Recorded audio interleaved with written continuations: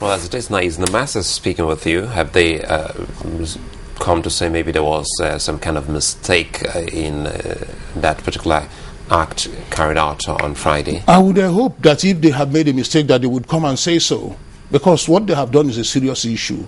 They have assassinated my character and reputation, and I have a duty to absolutely redeem myself from all these horrible things that they have said.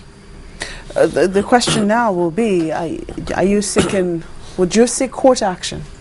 Well, I'm not ruling anything in or out. I'm just here talking to you and giving you the facts of the case as they happened. Because when we called you, we had to call you specifically since it was your name that we actually saw in the news, knowing full well that you were a former minister, and it was the news making the rounds, and about integrated oil and gas. Let's talk more about the activities of integrated oil and gas so that we know if there was also a mistake from your members of staff.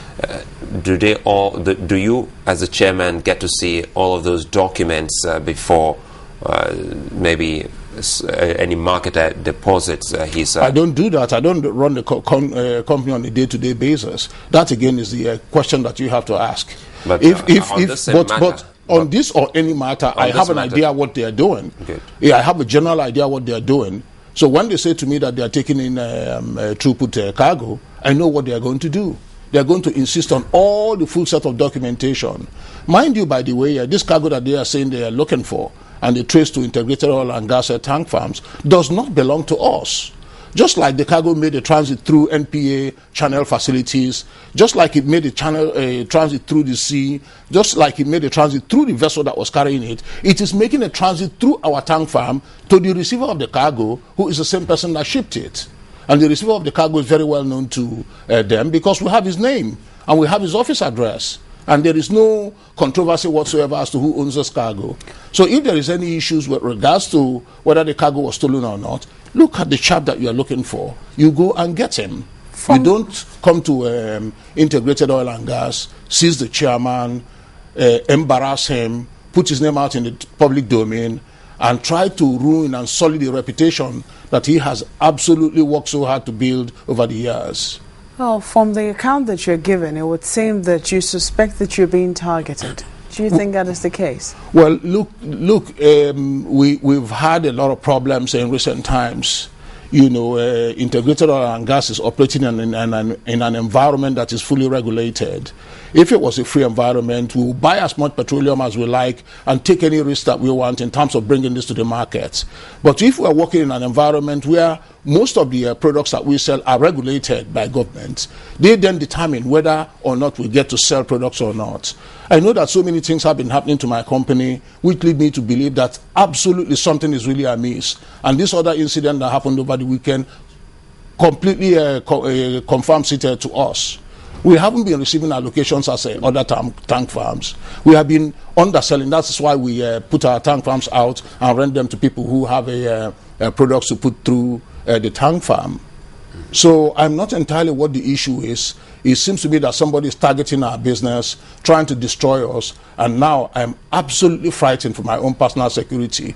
And I really would be appealing to the Inspector General of Police, the NSA, the Director General of the SS, and indeed the Presidency, to protect my life and the lives of my family and people who work for me. Why do you think you're being targeted? I honestly couldn't tell you, but you know, in Nigeria, you never know. You are minding your business, but people think that you are stepping on their toes.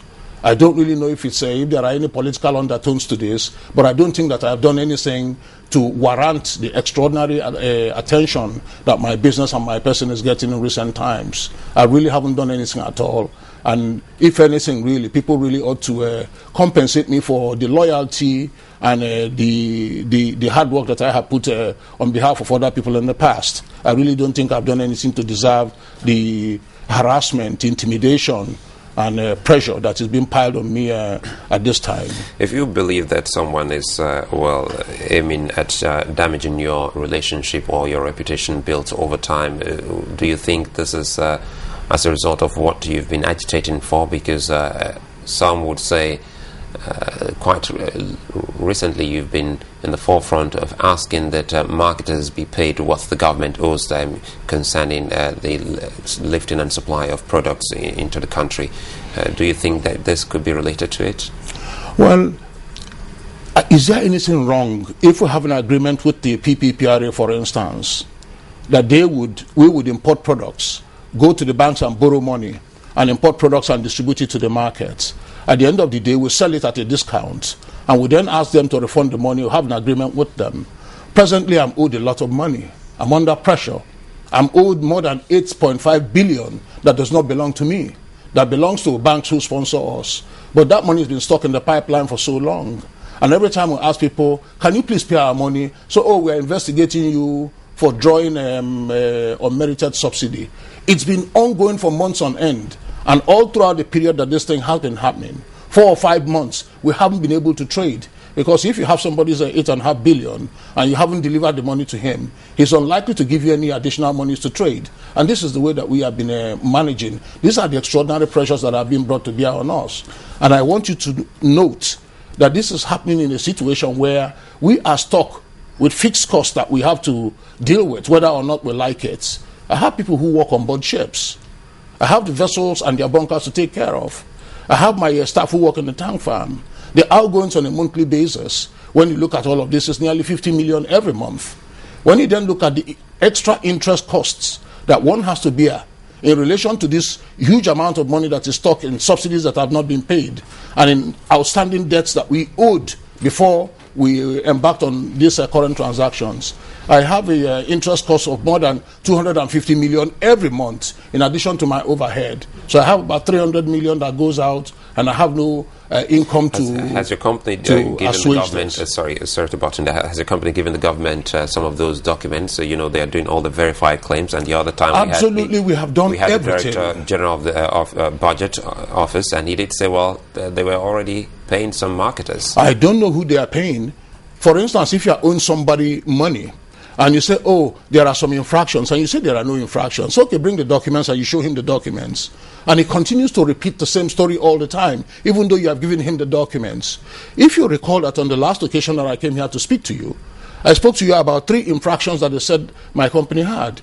And I brought you a piece of paper showing you that there were no infractions, because one of those allegations didn't belong to us at all. 1.74 billion that was ascribed to us, and the other 2, I explained to you the circumstances. They said a stamp was placed in the wrong place. We said it does not prove that the cargo was not delivered, because what you have is a checklist of 38 items, and instead of stamping each one of them, you sign at the bottom, you tick against them and sign. We showed them that. They dissolved that committee and brought another committee on board and reenacted the very same thing that we have cleared with them and added a bit more. All right, so at the end of that, they drew up a presidential committee report and said, this is the report. Now there are 7 items to deal with. All right, please send your people. The people come down and they sit with us.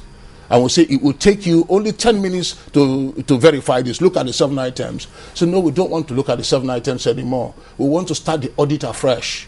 And they were with us for 2 solid weeks. And it's going to about 4 weeks since they started now. And we haven't heard anything, neither have we been paid.